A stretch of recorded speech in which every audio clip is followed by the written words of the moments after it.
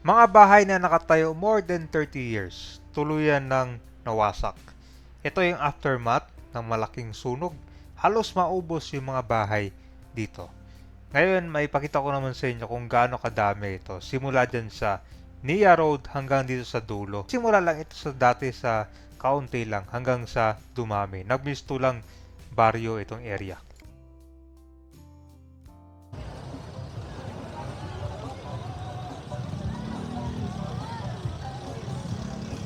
Nag-distribute ngayon ng tubig.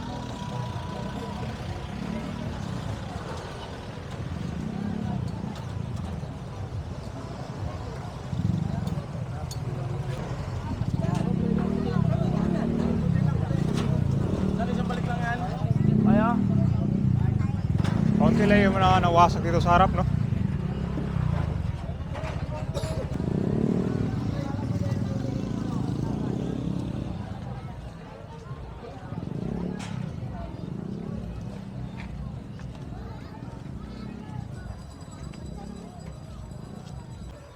Tulad nito, yung harap niya wasak din, no? Pero hindi siya totally wash out talaga kasi gawa sa konkreto yung iba, eh.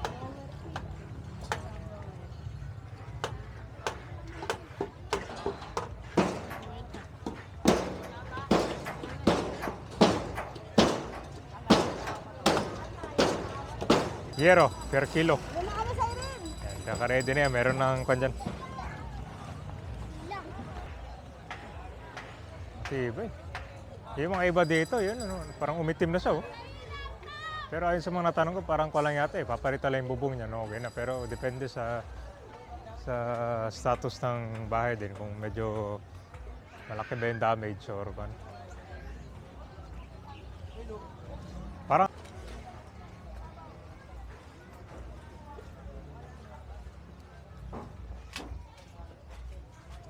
saan bahay niyo, sir? Ito? Ay, ito bahay niyo? Wala nang bahay. Yung taas niya, sir, puro kahoy yan dyan. Gawa sa light materials na. Tapos dito, konkreto. So, ang pag ganito, sir, mukhang kaya pa i-con yata to o papalitan na ng buong con yan? Buo talaga, no? Papalitan na yung buong hollow blocks niya. Kasi maano na yan eh. Malambot na, no? Malambot na lahat yan. Linisin mo na itong mga debris tapos tatayo ulit ng bahay o Hindi naman papayag i-relocate eh. hindi sila papayag pa relocation? Oo, hindi kami papayag.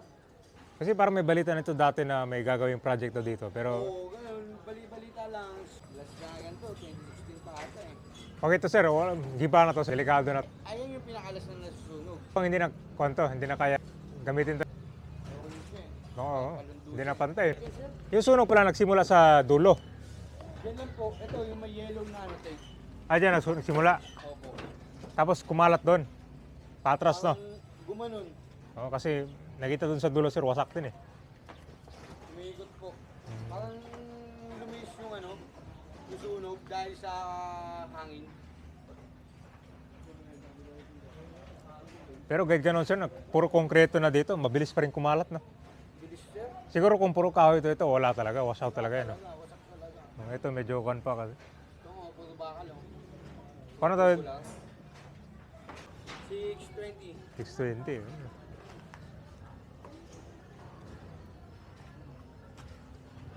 Wala namang kwanto, casualty. Walang casualty, wala. Dami na talaga ito, rights. Alas lang talaga. Yung code na bukas. Oo, Hanggang mainitan yung asin niya. okay lang naman eh. Kasama namin, no? Tignan mo, tulog niya sa initan, no? Baka siguro may problema sa wiring, no? Wiring siguro kasi. Overheat. Oh?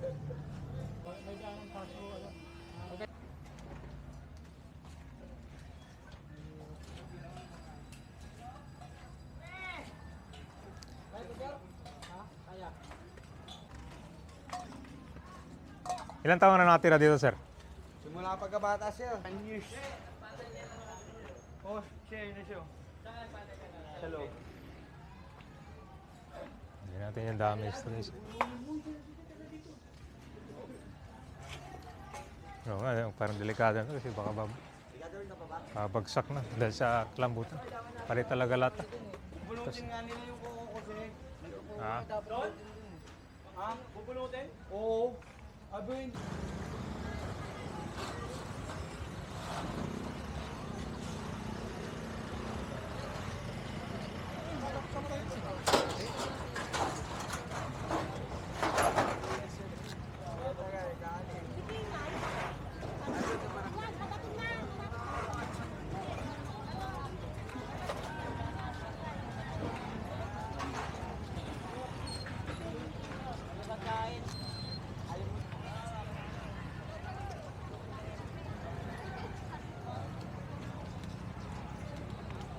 Yung may update natin dito. At dito, puno na rin kalsada. Sa traffic ngayon, ibang putang centuries. Ayan, may mga iba dito sa harap ng bahay wasak. Pero karamihan naman dito sa likod yung nasira talaga. Kasi nagsimula sa kalagitnaan yung sunog.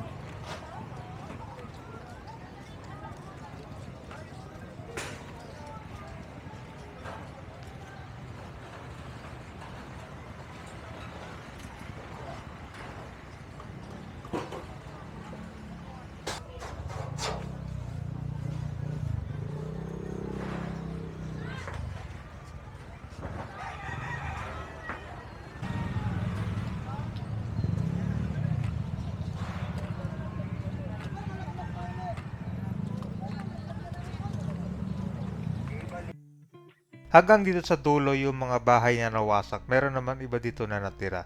Mapapansin mo yung mga ibang bahay dito ay gawa na sa konkreto. Dahil dati daw, nung unang tira nila, puro mga kahoy lang yan. Pero dahil sa katagalan at ilang beses na rin silang nasunugan, ginawa na nilang konkreto ito. So merong 8 na evacuation center dito para sa mga nasunugan. Simula sa may Flora Ilagan High School, meron din sa NSA Balik.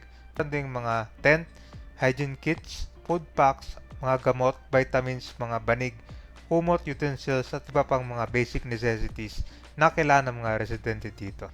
QC Health Department, barangay officials para i-monitor itong sitwasyon ngayon dito sa nasunugan.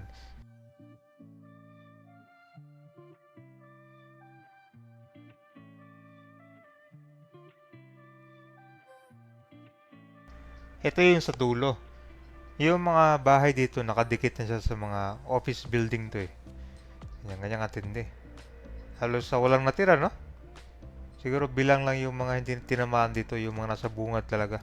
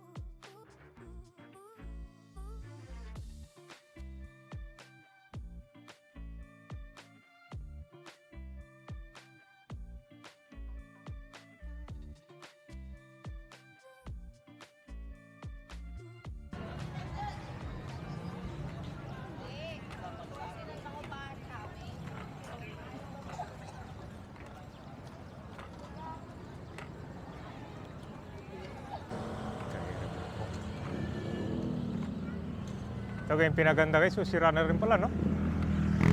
Kamakailan lang pinaganda tong center island na to, ah. Ano kaya, parang nabunggo. Tignan natin, ito, ginawa ng sampayan, no? Bilis masira, ah. Hindi na siguro nadiligan doon ng maayos. Ang puro basura, no? Ito yung dati, wala pa tong center island. Medyo mahirap maglakad yung mga tao, lalo dyan sa intersection. Dahil maraming sasakyan. Dagdag protection din, pero parang naging basurahan to, ah.